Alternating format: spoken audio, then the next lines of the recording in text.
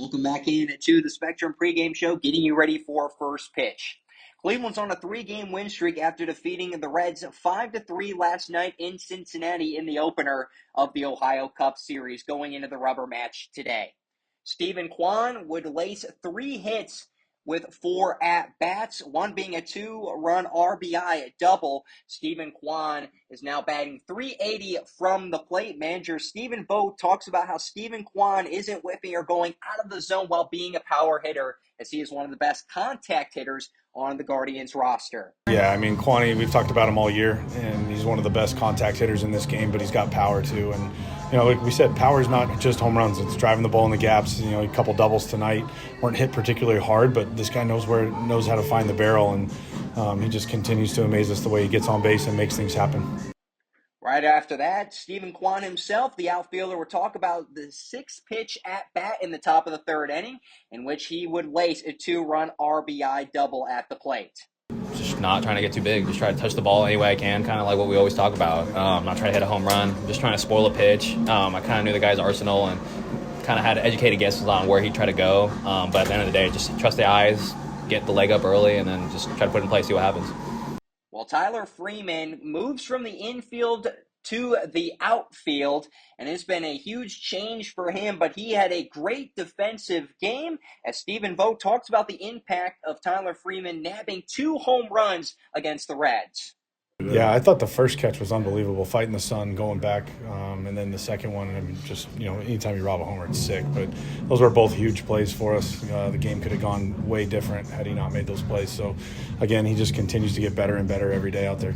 Freeman goes on to talk about how he practices his steps in the outfield, tracking where he is to get all the way to the wall, just helping him to prepare to nab a couple home runs like he did today.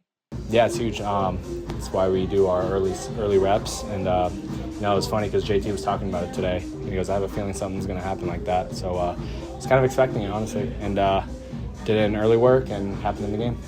Tristan McKenzie was the starter. He would get the win. He's 3-3 on the season, but he would talk about just how important his outfielder Tyler Freeman would be for robbing a couple home runs for him and how comforting that was. Early in the game. I mean, I will say it's not the first time he's done it for me, but just to know that he's kind of coming into his own out there and just feeling more and more comfortable to go out there and make plays, especially the ones up against the wall, it's very comforting, just knowing that I can pitch across the zone and let my guys work. Manager Stephen Vogt talks about how McKenzie is battling through his innings as he looks to find his rhythm throughout the game. I thought, Tristan came out, throwing the ball well. They took some really good swings off him early, but he settled in there and started to command the ball better. And I thought he battled through his outing. I didn't think he was particularly sharp at times, but that's what Tristan does. He finds a way and gave us a good chance to win. McKenzie in 5.1 innings on the hill. He'd give up 2 runs on 4 hits alongside 4 strikeouts. Getting the save was Emmanuel Clase, his 20th of the season. He gave up just a run on 2 hits in 1 inning with 2 strikeouts. The Cleveland Guardians are back at it in Cincinnati at 7:10 p.m. tonight as Bybee will take the mound. When we come back on the Spectrum pregame show, we'll bring you the starting pitchers for today's game at Huntington Park. Welcome back in from Victory Fields. The Columbus Clippers defeat the Indianapolis Indians to win the series 4-2. Columbus would win 8-3. They move to 25-37. Indianapolis 26-35. Here's how it happened. Starting the top of the second, Jonathan Rodriguez would collect his 11th home run of the season. In the top of the third, Angel Martinez would get an RBI single as Jonathan Rodriguez would get a 2-run double, quickly making it 4-0. Indianapolis would start to mount a comeback after a home run, a walk to bring in a run, and a sacrifice ground out in the bottom of the fourth. Going into the top of the eighth, that would make it 4-3. But first, in the bottom of the fifth inning, a double play would help the Clippers not to have any more runs come in.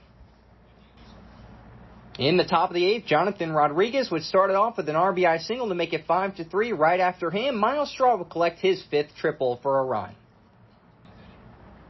After that, back-to-back RBI doubles by Brian Lavastida and Lorenzo Cedrola would close out the games. The Columbus Clippers win 8-3. Getting the win would be Connor Gillespie coming in to fill out the final 5 innings. He'd give up no runs or hits with 2 walks and 3 strikeouts. He moves to 2-5 on the season.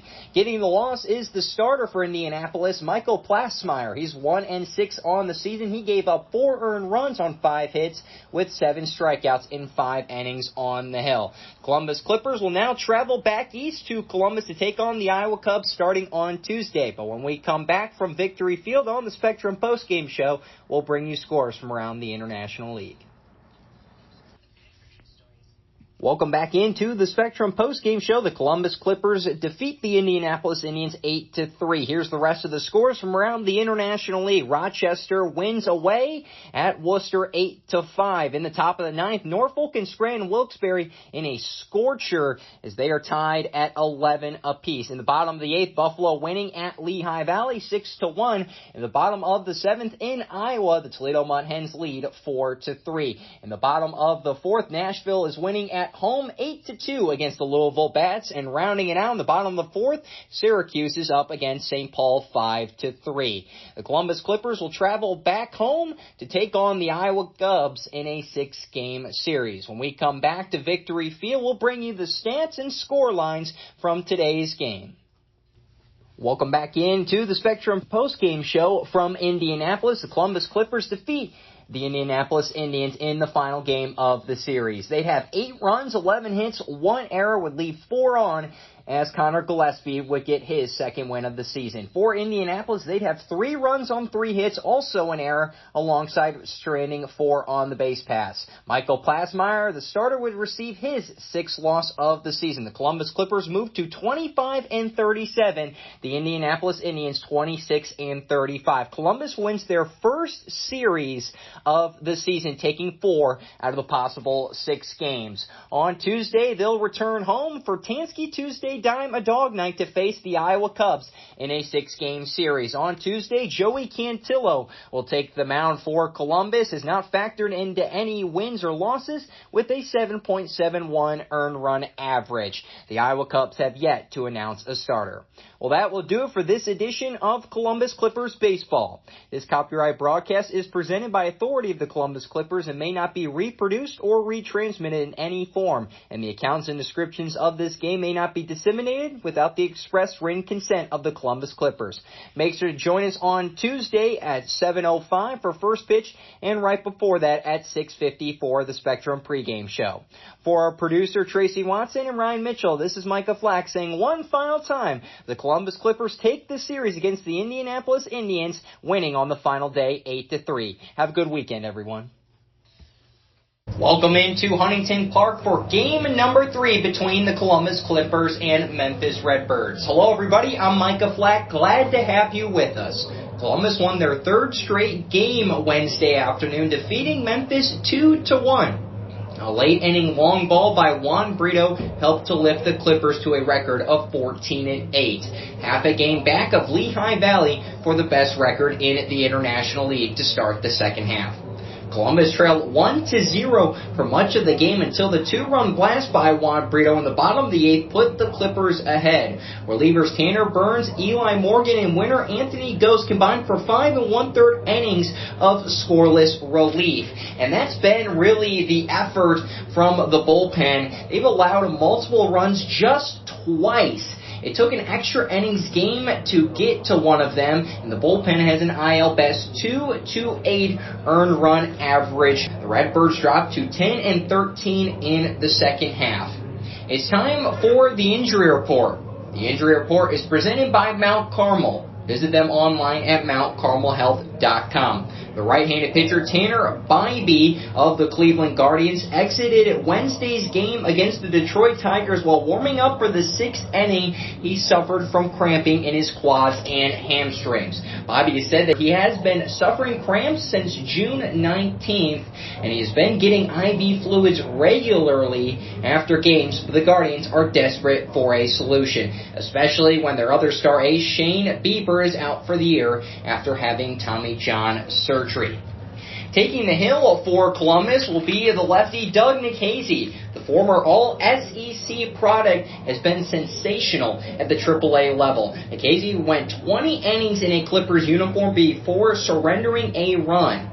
In his last start on July 19th at Louisville, Nikhazy surrendered 2 runs on 3 hits with 3 strikeouts in 4 innings. Despite surrendering 2 runs, Nikhazy has boasted a sub-1 earned run average with an 0.86 in 4 appearances.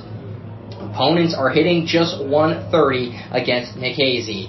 The righty Ian Bedell will take the mound for the Redbirds. Bedell was drafted by the Cardinals in 2020 out of Missouri. The Missouri product started the season in Double-A Springfield, appearing in 12 games, sporting a 5.01 earned run average. After getting the call to Triple-A at the end of June, Bedell currently sports a 2.37 ERA in 5 games for Memphis.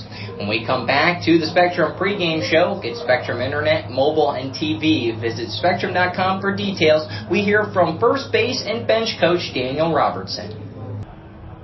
Welcome into the Spectrum postgame show here from Huntington Park. The Columbus Clippers defeat the Memphis Redbirds, taking a 2-0 series lead in their final at-bats. Let's get straight into the highlights. Well, there's not a lot. Memphis would tally a run in the top of the third, and then Columbus would be able to get on the board in the bottom of the 8th inning. Juan Brito would get the big hit of the game, hitting his 14th home run. That was the Phoenix Bats' big hit of the game. Phoenix Bats, your hometown bat company, and the official bat of the Columbus Clippers. Well, that would change the narrative. Columbus now moves to 14-8 in the second half as the Memphis Redbirds fall to 10-13. Getting the loss for the Redbirds would be Kyle Leahy. He moves to 0-3 in an inning. He'd give up a hit and a run. Columbus would give the win to Anthony Ghost. He would work 1 1/3 scoreless innings with 3 strikeouts and a walk. When we come back on the Spectrum postgame show, we'll bring you scores from throughout International League baseball play. Welcome back in to Huntington Park in the Spectrum postgame show. The Columbus Clippers win in their final at-bats, defeating the Memphis Redbirds 2-1. Here's 3 other games going on in the International League. In the bottom of the 6th inning, Buffalo winning at home against Syracuse 5-0.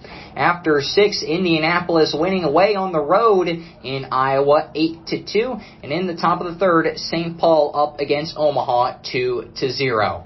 When we come back on the Spectrum postgame show here from Huntington Park, we'll give you the totals from today's game. Welcome back to the Spectrum postgame show. The Columbus Clippers defeat the Memphis Redbirds 2-1 off a 2-run blast by Juan Brito.